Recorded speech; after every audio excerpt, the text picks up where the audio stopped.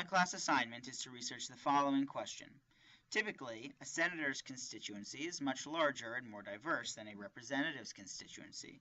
So, when a member of the House is elected or appointed to the Senate, does his or her voting pattern noticeably change? I've come to U.S. political stats for data to support my research. I know that Democratic Senator Barbara Boxer from California moved from the House to the Senate, so I will start by navigating to her profile by using the People browse. From here I can see a number of biographical characteristics that would allow me to research breakdowns of the House and Senate by variables like military service, race, gender, and more. I can see that Representative Boxer became Senator Boxer in 1993. Here is the data I want: voting scores.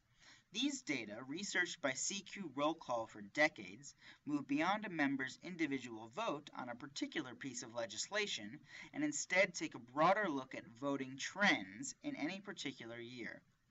This bar chart is showing me all of Barbara Boxer's voting scores in the most recent year, such as how often she voted with the president's position and how often she voted with the majority of her own party.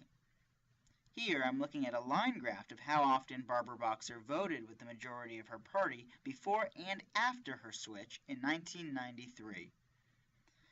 But I need data from more than just one member, so I will use the compare feature.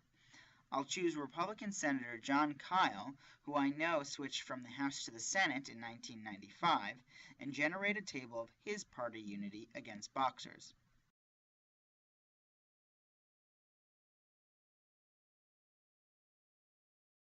I'm going to download this data and make further calculations for my research.